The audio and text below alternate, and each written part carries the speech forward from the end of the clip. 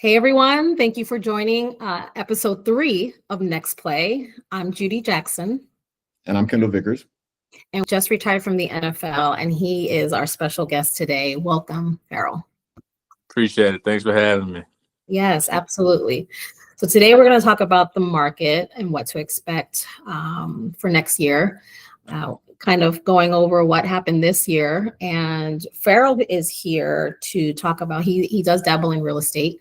So we thought perfect person to kind of chat with us about his ventures and what he's done in the real estate market and anything else he's up. He just retired last year, Pharoh? 2 years ago. 2 years ago. Oh, wow. 2 or 3. One of the two. I don't keep track no more. 2 or 3. Or 22, one of them. I'm always interested to hear, because everyone has a different story. What made you decide that was the year to finish your career in the NFL? I didn't get no more phone calls. That's one way. I mean, a lot went into that decision. And I'd probably say 80% of that was mental versus the physical part of football. And then a lot of people don't really understand that part. So like when I retired, my contract ended in March of 23. Mentally, I was kind of already out of it. Started doing the whole real estate thing, and I can touch on that. Probably got some phone calls, maybe like July, August. I was still working at the time to go through some camps, OTAs, invites. And at the time, mentally, I was like, really, it wasn't really worth it for me to go. And, even try out or work out for these teams. I was at the point in my life where I was just kind of over football, over everything that kind of, went into it, the working out, the politics, the kind of knowing what's going to happen. I've been in the league long enough to know, why they're calling, what they're calling for. So mentally, I didn't want to put myself through that. And physically, I just didn't feel like it was worth it for me to go out there and see what the market had available for me at that time. So I just decided to retire pretty much based off, my mental being. And it's so important, mental health is really important. And for you to recognize that says a lot about you as a person.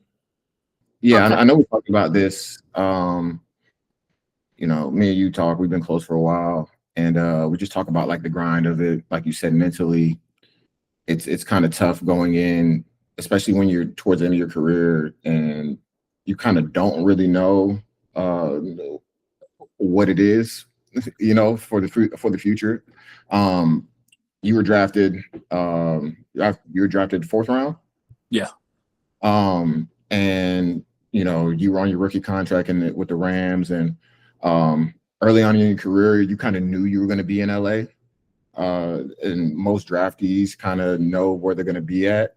Towards the end of my career, it was kind of like, you start bouncing around, you start doing these things, you still feel like you could play, but there's so many other factors that come into play that are tough that we can't really control. So good for you just kind of realizing like, look, like, mentally, I'm not trying to deal with this. And I know it's kind of taking its toll. Whether you can feel like you could play or not, there's so many other factors outside of what you can do and what you can control. So I know a lot of guys go through that, but you kind of recognize it early. So what type of support did you have during that time, deciding what you were going to do next and, moving on to the next chapter? I think that's important too. Well, I probably talked to my wife about it, and it was kind of the decision I kind of made, pretty much on my own. Cause my lady, she was like, you still got it. She's encouraging me, mom, dad, it was like, you can still play, obviously, as parents. But ultimately, like I knew, I just knew what it was. I was at the back end of my career. I knew kind of just the whole contracts, the money thing, like they could pay this guy and get him for 4 years and pay me for 1 year. It just wouldn't make sense. There was a lot of things that went into it, and So I had some support, obviously, from my and nobody kind of knew what I was going through until I came out and said it. But my parents, they were supportive of every decision. And then my wife, she wanted me to go back and play, but Yeah. it was just time. It was just really You time just for me. knew. Yeah. You Yeah, just knew. like it was in my heart. I knew it was time. Like physically, I still could have played. Like physically, I still could have played. Like I could probably get back in shape right now and still probably go catch some punts and go play. But the way that business works is just that's not the reality of it. Like there's a lot of guys who can still play football that are forced. I feel like nobody retires on their own terms unless you're like a Tom Brady, Aaron Donald. You're pretty much like kind of forced out the league, and you literally adapt and adjust as soon as you stop getting those calls. And as soon as I made that decision, I was kind of on to the next thing and trying to figure out what was life after football. So that next thing, was it real estate ultimately, like straight off the bat, or you were kind of going back and forth? So real estate, I already dibbled and dabbled in it back in. So I started with it back in 2020 during COVID, and obviously the interest rates. That's when everything was great for buyers. Oh my God. Yeah. So 2020 COVID hit, interest rates were crazy low, everything was cheap, everything was closed down. So me and my financial advisor started talking. I wasn't going out anywhere, I wasn't spending any money. I just had money in the stock market, and then I bought my first rental property 2020 playing for the Carolina Panthers back in my hometown. And really what changed the game for me was not even buying it, it was more so seeing that first deposit hit my checking account for money I didn't even have to do. Now I ain't gonna say I have to do, but I had to earn the money to pay for it and whatnot. But it was like mailbox money, Right. So the tenants paid the rent. I just had just money just in my account on the first of the month, just to pay other bills that I have. So I'm like, yo, like I love this. Like, why not dibble and dabble and get into this more? Kind of start slowly. And trying to just build, wealth this way. Now it's going to take a while, right? Compared to the fast money we're getting. But, if it can compound over time, it could be worth a lot of money. So 2020 is kind of when I dibbled and dabbled in it and kind of got started with just one. And I kind of worked my way up to doing some other stuff. Yeah. It's one of those things that people don't realize. I mean, everything's a risk, right? Even buying real estate, but overall, as you hold on to properties and properties, increase in value, like you said earlier, it's going to take time, but it'll pay off. And that's what people need to realize. It's especially if you're doing it for long-term generational wealth, it's one of those things you have to plan and make sure that you're patient with it. Yeah. You said you started in 2020. Obviously, we're 2025 going into Q1 of 2026. So 5-6 years later, out of all the transactions that you've had, what's the toughest thing you've kind of had to deal with when it came to the real estate game? As far as it could be anything, as far as headaches, or whether it's something that's happened, or whether it's just the business in itself. Is there anything that kind of made you, stressed out, like you was playing ball, or like, is there anything? Great question. Yeah. I'll say, man, tenants, man, tenants can make or break your day when it comes to moving things and out. Like that security deposit thing is real. Like you're gonna use all of that when tenants move out. I've had some good tenants, some okay tenants, but I say the main thing is like you can never time the market with investing. I like to tell my wife like never spend money before you have it. I think in the real estate world, like for instance, I'll get an investment come on my desk or whatever, or get offered to me, and I may invest in it, which I've done, thinking this deal was going to close in 2 months, or we'll be able to sell this in 2 months, 3 months. And the whole time, it didn't sell in that time frame. And now I already put the X amount of money into another business thinking this is going to come. And now I got, I'm down in liquid, right? Yeah. So I think the biggest thing is trying not to time the market, because you never know when it's going to do. So I just think never spend, money before you really have it, and kind of, just, wait till that money's in. After you close, wait till it's, all the way through in your account before you start moving on to, something else. Because I've gotten trouble, with doing that, but it ended up working out though. Yeah, same. And that's why I mentioned it, because me being a new real estate agent, and I know you're on more so on the investing side. Mm-hmm. As an agent, like the hardest thing to do was get to the closing. Yes. You can get it under contract, you can do all these things, but essentially it doesn't really mean anything, because you have so many steps. You may have a contingency of them fall selling apart easily. Yeah, it's like, and if they didn't sell their home, they can't buy the house. They don't have the funds for that, so the deals might fall through. Getting to the closing table over the past couple of transactions have been probably the hardest thing. Luckily, we were able to close and do all this stuff like that, and my clients were able to move on or move into their own home or sell a home. But yeah, I think that's the toughest thing, especially as a new agent. For myself, is something that I experienced early. I feel like I experienced a lot of stuff early on. You have been very exposed to some crazy. Is Vic going through it right now? Oh man, bro! And I tell you, like, you ain't seen nothing. Yeah, it's not even a year. Yeah, I'd rather have it done now though, and me going through all these things early on, so I can be prepared later on. Because, man, there was a lot of things going on that I had to deal with that I didn't really know. And I guess the best teacher is experience. So me going through those things able to be prepared for later. I've been doing this for 15 years, and I still come across things I've never been, around or been through. So you're always learning constantly. So is a little, next year. Tell me, Kendall, what's your prediction going into 2026?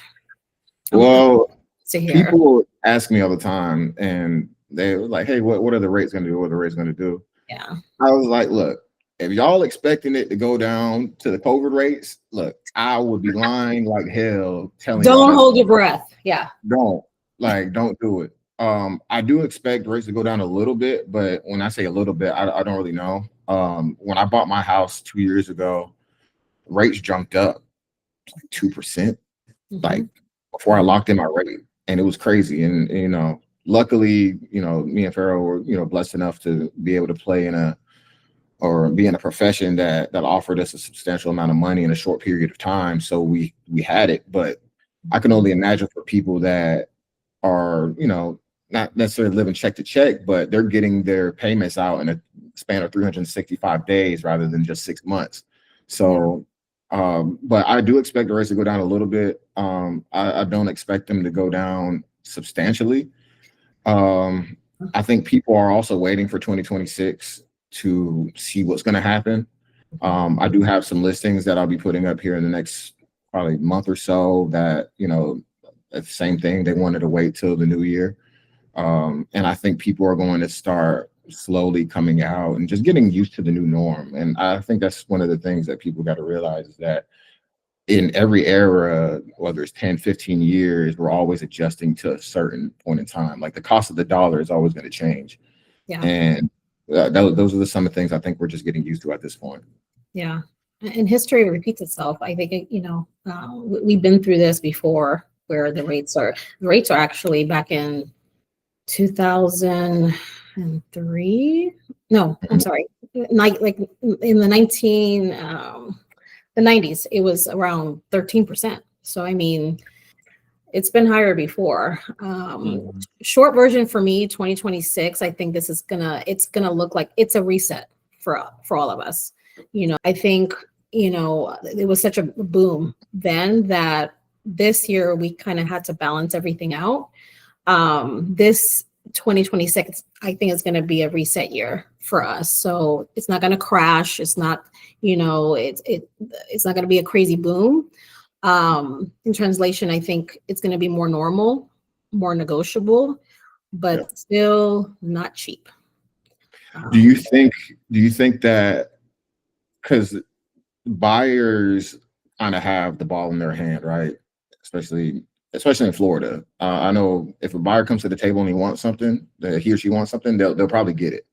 Do you see that shifting into seller's market in 2026, or it's kind of too early to tell? But it is kind of too early to tell, but I do see if the rates drop more so. I think I read an article, an economist said that they predict it's going to drop in the mid 6 by next year. By the end of next year, maybe high 5s, which, okay, it's better than what it was, 2 years ago, the last 2 years. right. But I think we're still going to kind of be somewhere in the middle where buyers are still going to be able to negotiate, contingencies or, negotiate on price. But I don't think it's going to be crazy enough because we have a lot of inventory too. So Exactly. I think in Nevada is like 4 months worth of inventory. So buyers have options. It's not like, we're in a bidding war. I don't think it's even going to be a bidding war next year. Time will tell. It's all going to be depending on where the rates are, for sure. Yeah. Pharoh, when you first got to the league, what, I know you were traveling back a little bit, back and forth from North Carolina and LA. What are some of the things that you had to kind of contemplate when it came to either buying or renting, especially because you was out in LA and that shit's expensive as hell. Hey, So, Yeah. right. For sure. Yeah, was a location that you were just like, it's LA, it's expensive as hell, I'm gonna just rent, or what was it? I mean, we from down south. We from North Carolina. We ain't moving to no California. Right, exactly. So I already knew I wasn't living in California full time. And I didn't really understand. I didn't really realize how expensive LA was until I left LA. Yeah. I was paying. When I got drafted, I was paying, and I don't even remember bills from college because college tuition paid all that. But right. My first apartment, 1 bedroom in LA, was like $3,200. Wow. For nothing, Yeah. And I understood it when I got my first sign-up bonus. Like, I had X amount of money. As soon as it hit the account, boom, cut in half, easily, off rip. Trading cards, everything, in California. So, I knew I wasn't going to live there. Not thinking back on it, I honestly wish I would have bought like a small little townhouse. Something cheap, maybe back then it probably would have been maybe 400, 500, maybe. Yeah. 10 years ago, maybe. Something small, like a 2-bedroom condo in the hills or something. But at that time, you still kind of, gaining liquid and money at that time. I was just a rookie. And at that time, you don't know. You always want to wait to that second contract to kind of really make that move to buy a house. You could play 2-3 years. The average is 3 years and you'd be gone. And then all you got is a house with no income to do anything else. Right. Right. So I didn't buy anything, and I kind of knew I wasn't going to buy anything in Cali or Arizona. But when I came back to Carolina during COVID, I ended up buying a rental property over a primary property, just because I didn't. I kind of wish I did, but I'm kind of okay with the decision I made. But I knew North Carolina was going to be home, but I knew like LA and Arizona wasn't, going to be home for me. So that was kind of went into my decision for, renting. Yeah, that's what a lot of guys that when they go to different places that, again, like we from North Carolina. And for those who don't know, I've known Pharoh since we were 4 or 5 years old. So we've been in North Carolina our whole life. And you know each other that long? Yeah, we know each other since elementary school. So that's kind of the South is what we know. So guys get drafted in all these different places and they try to make the decision whether I'm gonna rent or I'm gonna buy, or like what does that look like? Do I have a family? I'm gonna move them out there. I'm gonna go back and forth. I remember when I first signed with the Raiders, I was going back and forth from Las Vegas to North Carolina. And after a while, I'm like, damn, like this is kind of a lot. So I think the last couple of off seasons I just stayed in Vegas. But once I left Vegas, I was like, okay, now I'm coming back down south. And I know a lot of guys have to go through that, whether you get traded, cut, whatever it is. Am I going to rent? Am I going to buy? It's probably smart for me to rent at this point in my career because, again, I haven't gotten to that second contract. But these are the decisions that some of us need to have to make. And because most of us in the NFL aren't making $20 million a year. You know, you got like 90% of guys in the locker room that are getting paid, you know, and it's yearly, like Yeah, 1-2 mil a year, and you know you have to make that last for a while. So yeah, I think people are kind of misconstrued on like how much NFL players actually make. It's not. Oh yeah. It's People not as think you much. guys make millions. Mhm. It's nowhere near that. I would love to, you know, I would love to be one of those guys. That'd be nice. Yeah. Yeah, but you know. Yeah, but that too, like speaking on that, like you can sometimes like wait too long to buy a house as well, you know, because then I remember buying my house, like I was out of the league, and I had a bunch of liquid, and it was like, you're not gonna be able to get a house if you don't have any pay stubs. I'm like, what? Right. Yeah. So luckily they were able, like I was fortunate to have some money saved up. I wasn't a big blower of money. I mean, I did well with savings and all that. So they kind of used my net worth and were able to figure it out and make me a loan that it made sense for me. But a lot of guys get in trouble where once they're out of the league, they don't have any pay stubs that can equivalent to the amount that their mortgage is, you know, going to be. And it gets hard when they're trying to prove that they have the income. And then they kind of get dealt a bad hand when it's time to buy a house. So therefore they got to rent for, until they can find pay stubs, which is the hard part, unless you got, some liquid saved up. So I think a lot of guys can get in trouble with that too, if you don't have a good like mortgage officer or loan officer as well. Yeah, I wish the league did a better job of kind of like explaining that to guys, as far as not necessarily, because financial literacy is something that I think everybody needs, guidance in, but knowing those things, the taxes that come into that. Cause my first year in Vegas, I got hit because my primary residence was North Carolina, and the state income tax is different, and you don't know that until it either happens to you or your tax time comes up, and you're just like, oh damn, I owe how much?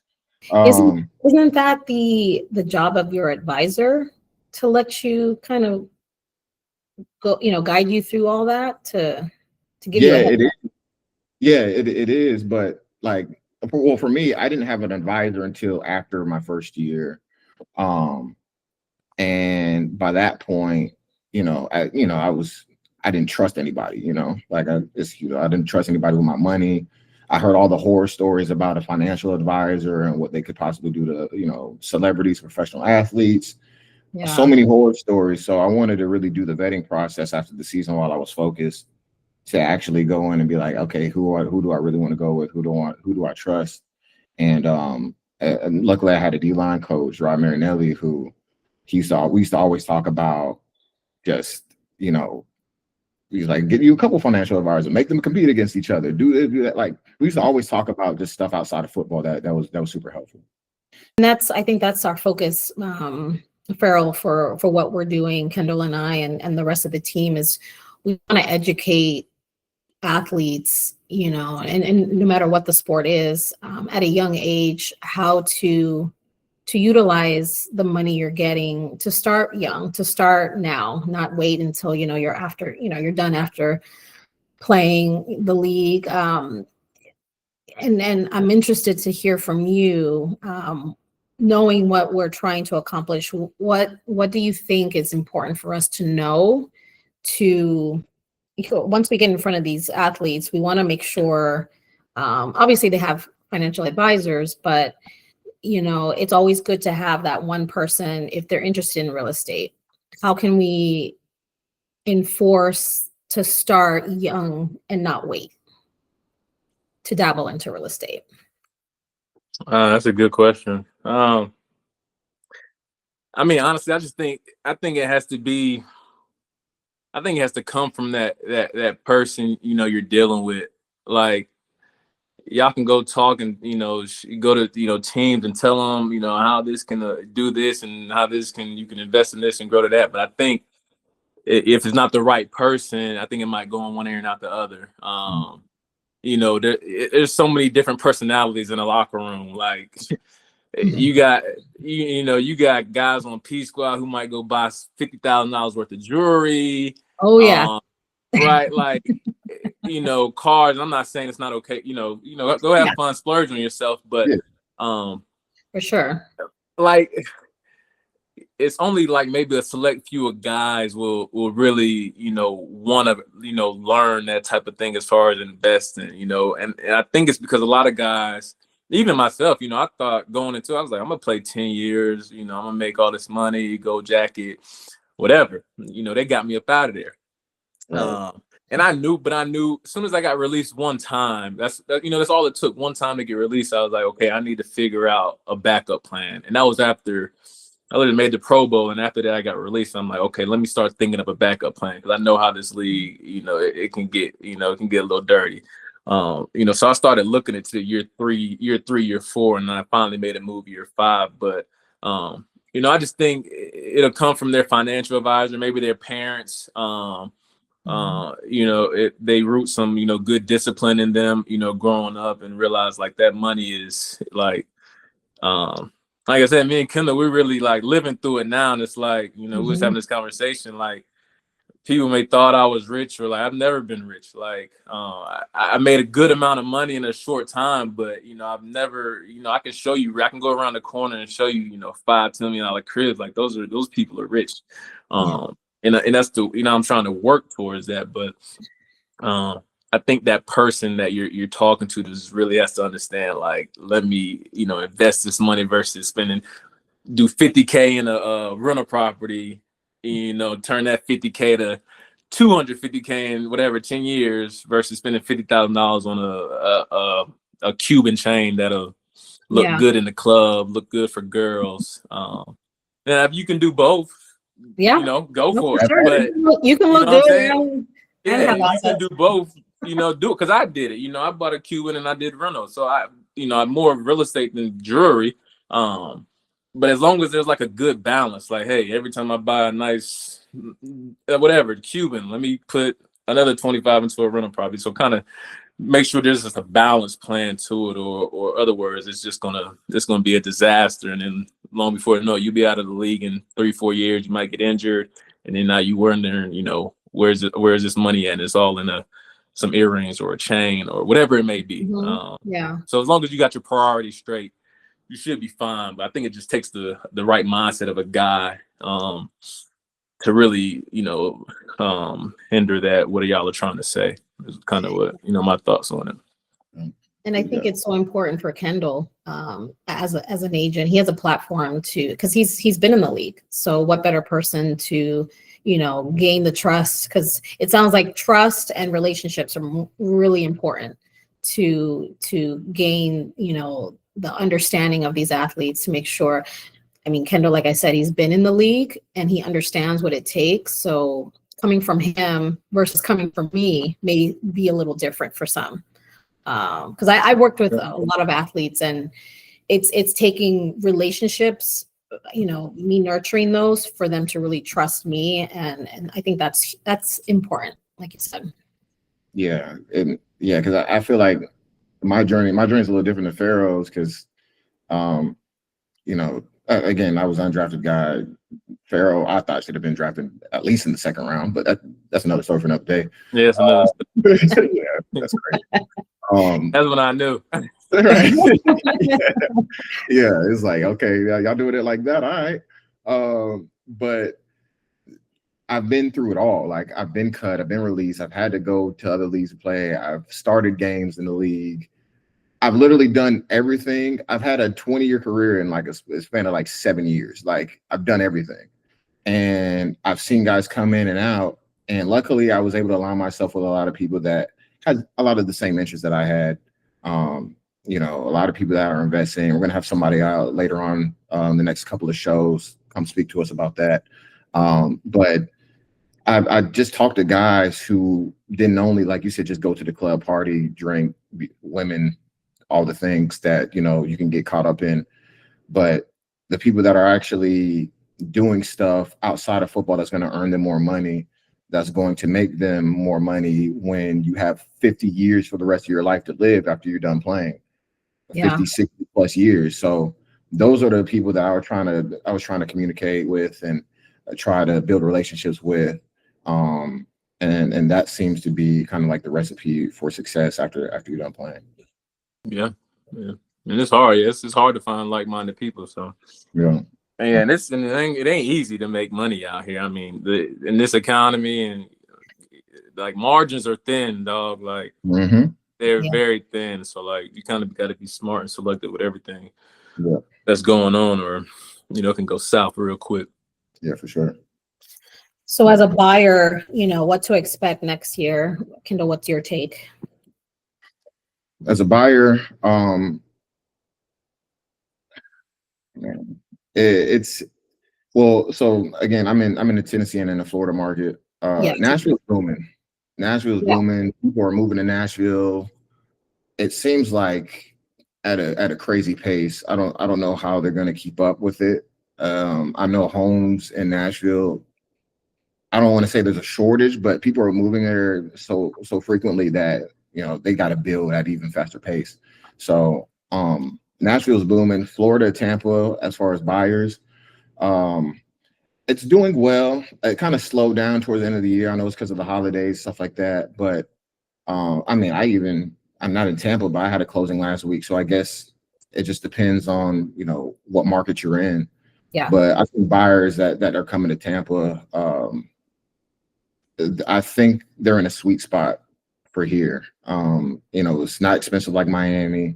You can come down a little south of Jacksonville and be in a good place by water and not break the bank, you know, because Miami seems like it's one of the most expensive cities in the country right now. So Miami's slowed down a bit, I think. Yeah. Did it? Well, Yeah. I knew going into when I moved to Tampa, a lot of people were telling me, they're like, yeah, like a lot of people were moving to Tampa from Miami because of how expensive it was.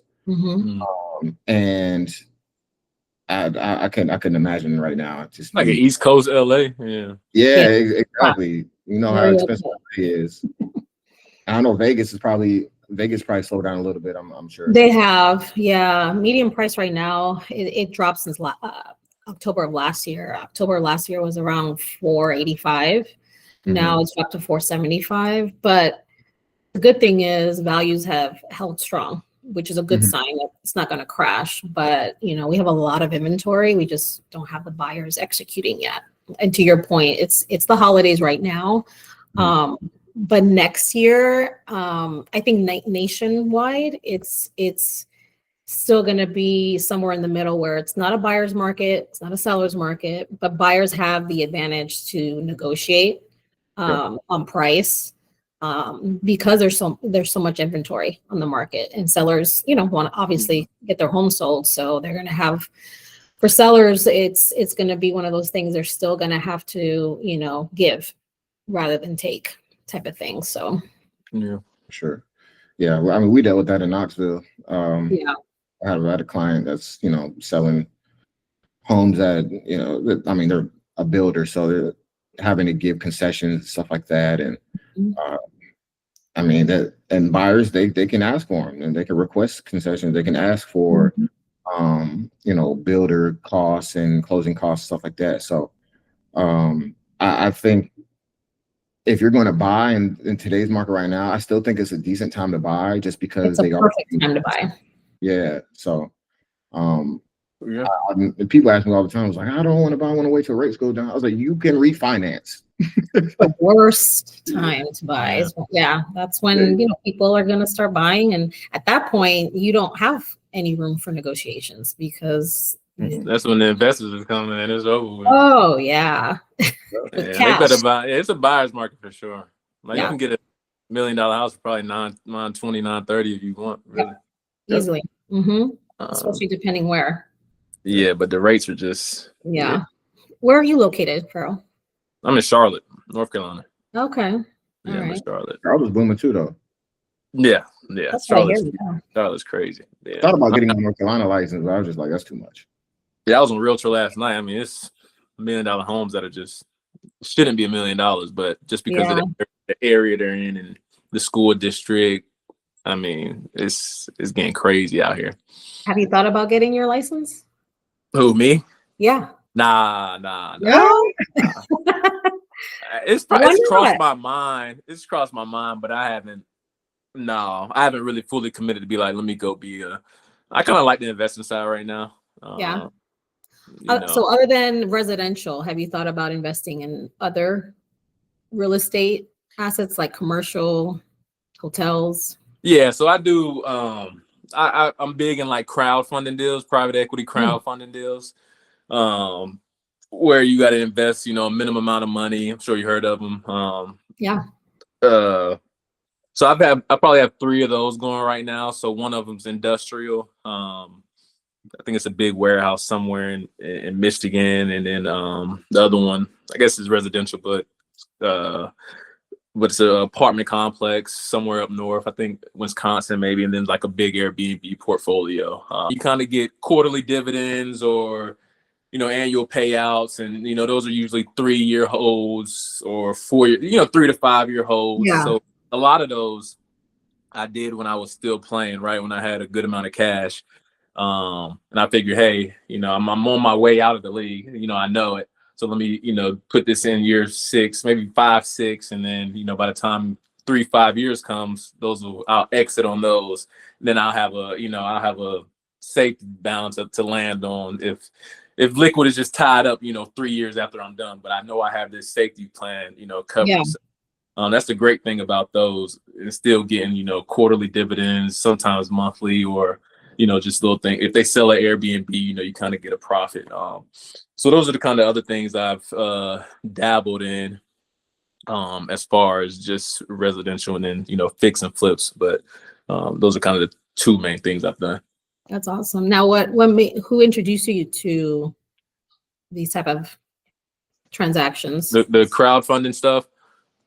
I would just be scrolling, and then I know my advisor mentioned some to me. My advisor, he's big on the stock market side for me. So he handles that side of of my portfolio, and I kind of handle the real estate side, but he'll look over things as well.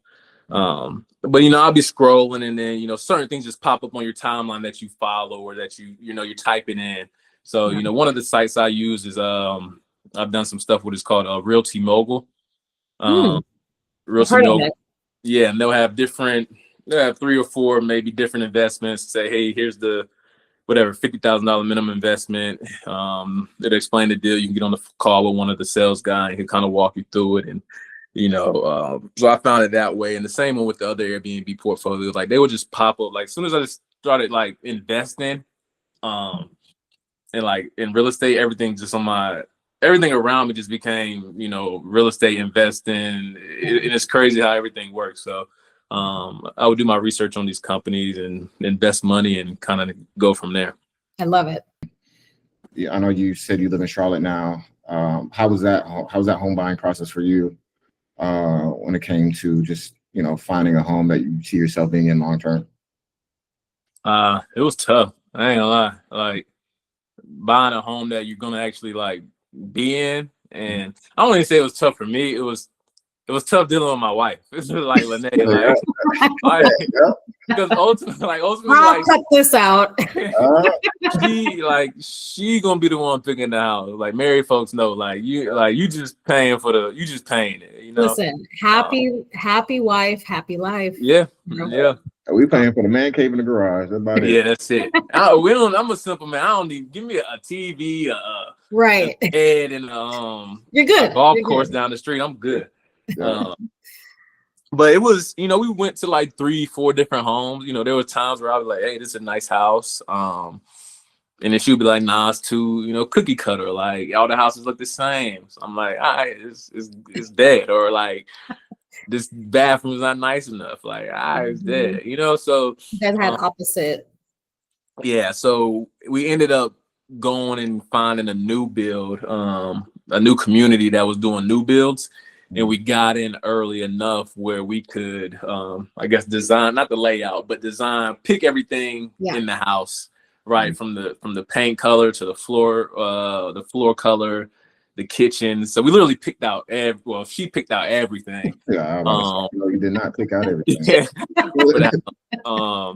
Just sign here, Pharoh. Just sign yeah, here. exactly. So, and it was crazy. They wanted it was crazy just the prices they were asking for different things. Like a pot filler was like maybe $7,000-8,000. Oh yeah. I'm not paying $8,000 to put water in the front, you know. But she wanted it, so I'm like, no, like I'm not getting it. So it's difficult when you're doing that. But Compromising. yeah, so we ended up finding this one, and we'll be here for we've been in here what 3 years now, 2-3 years now, and it's been great for us. The neighborhood is good, they got kids around, so it's a nice, safe neighborhood. So it was good once we found it, but it was definitely I mean, I can see what y'all go through as realtors, trying to find something that both spouses like. And I know it's really gonna come down to the wife or the girl, whoever the girl is in the relationship. That's who it's gonna come down to. The decision maker. Yeah, the decision. Did you have an agent helping you? Yeah, I had an agent. Yeah, I had an agent that I knew for. I think he worked with other athletes in the area, and then I think a mutual friend introduced me to him. So it was smooth though. It was a good. We got a home. We got something we can call home. So yeah, it's just a lot. The process in general is just a lot. Yeah, it is. The home buying process sucks. It's awful. Really dealing with the mortgage, the loan officers is the worst part. Like you send 10 documents of the same thing. Like you just asked for this last week. Wow, it could be annoying, but it all worked out. Yeah, my person gave me a tough time because I was in Arizona, and thank God Judy was able to fly down to meet my wife at closing. But because you have to send the wire and stuff like that, and it was just one of those things where the lady was like kind of giving us an attitude. Yeah, I ripped her a new one. Oh yeah, yeah, because of the crazy things with the loan officer. It was the title company, yeah. With the lender, and I just was so baffled by how they were. And it was a day of closing, and something happened with the wire, and whoever was handling it, I forgot her name at the title company. She was so rude to Ness that I got on the phone and I don't know if she's fired, but I definitely got someone else, like the executive, to get involved because it was just uncalled for. Yeah, they put somebody else on. I remember that. She's like, I'm gonna be dealing with it now. I was like, thank you. And that wasn't the first time they had complained about that lady. Right. So, yeah, it was crazy. But it wasn't anything. It wasn't an issue with the wire. It was just like I was in meetings. Insufficient funds. I was in a meeting, bro. I think you were in season. We were doing I was in a meeting, and they're like, "Hey, I might have been in like a D-line meeting or something, or about to go to practice." And I was just like, "Oh shoot, I gotta call." So I had to call my. They could have done that process. Could have been done beforehand, and they waited till the minute, which affected. It was just. Yeah, it was. Planning wasn't done right. It's over now, so I don't plan on moving nowhere else. So. Yeah. Yeah, you'd be losing. Like anybody who has an interest rate under 5. Really under 5.5, you would be losing money moving. Like they're not moving anywhere. Like no, not at all. Yeah, it'd be crazy to move right now. Yeah. And ain't nobody going nowhere. Not right now, at least. Unless you get a significant pay raise or whatever. But yeah, and that's why home values are holding strong, because everyone's sitting on 2-3%. Yeah. Yeah, they sitting on gold mines. We have equity. Mm-hmm. Oh yeah. They sitting on gold mines, so it's definitely a buyer's market, like I was talking about earlier. Like buyers need to go in, and